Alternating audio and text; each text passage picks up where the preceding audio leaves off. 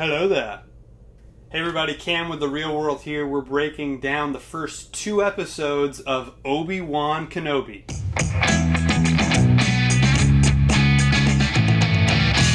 the first 2 episodes of Obi-Wan Kenobi have dropped on Disney Plus. The long-awaited series, the return of Ewan McGregor as Obi-Wan Kenobi is finally here. Now, if you want to get all the news out of Star Wars Celebration, be sure that you check out our video on that. We are going to be talking about spoiler. Spoiler alert, spoiler alert, spoiler alert. So if you have not seen the first 2 episodes, be sure that you stop the video, go check them out, then come back.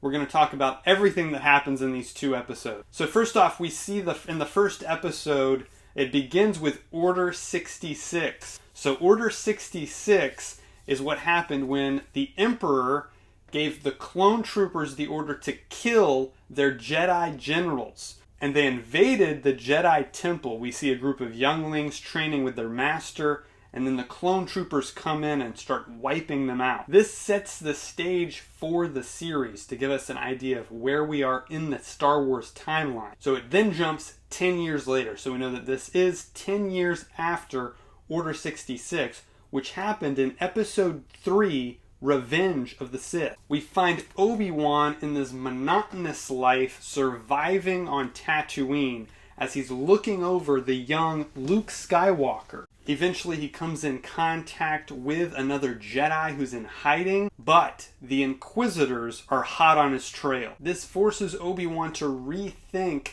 his place in the galaxy. He also interacts with Owen Lars. Joel Edgerton is back as Uncle Owen. Owen makes it clear that he wants nothing to do with Obi-Wan, believes that his very presence is a danger. He even calls the Jedi vermin. So as the Inquisitors are closing in, Obi-Wan gets a message from Bail Organa. Jimmy Smits is back in the role. We saw him in the Star Wars prequels, Episodes 2 and 3. I was not expecting to see Bail Organa in this series. He wasn't even hinted at in the trailers.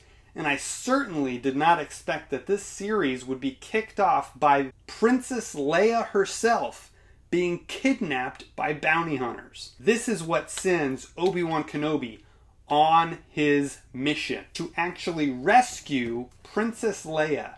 In Episode 2, Obi-Wan is in detective mode, seeking out the young princess. Kumail Nanjiani comes into the story, and he's playing a character who's acting like a Jedi, but actually isn't. Through him, he finally finds Princess Leia, but the Inquisitors show up and send bounty hunters after the pair. It was great seeing Ben interact with Leia. We've actually never seen these 2 characters interact in the films. The young actress who's playing Leia did a great job, played well off of Ewan McGregor, who's doing a great job as Obi-Wan here. He's in a much darker place. He's a very different character than the Obi-Wan we've known from the prequels and the original trilogy. So they're on the run, bounty hunters after him, they finally get away, but the Inquisitors are still hot on their trail. Moses Ingram is playing the 3rd sister in this series, and she's our main antagonist. She has a personal vendetta against Obi-Wan, as he's the Jedi Darth Vader has been seeking all these years.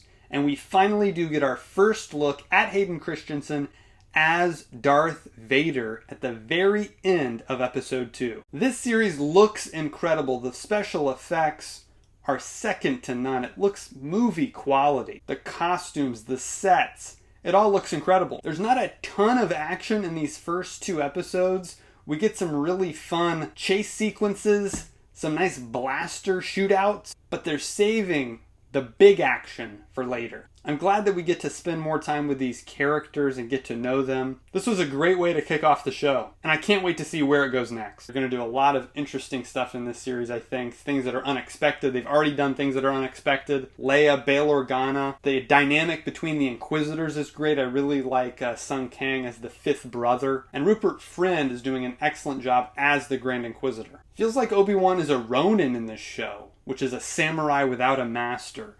He's kind of the lost, wandering Jedi. He's at his lowest point in despair. He says, we've lost the fight. The fight's over. The time of the Jedi is ended. Seems like his interactions with Leia is actually what's going to make him the more hopeful character we see in episode 4. All in all, I enjoyed everything they did in these first 2 episodes. I think it was a great way to set up the series and kick it off with a bang. Looking forward to every week getting new episodes for the next 5 weeks. Let us know what you thought of these first 2 episodes in the comments below. Which one of the 2 was your favorite? Be sure to give us a like, hit the subscribe button, hit the bell for notifications, and we'll see you next time, right here on The Real World.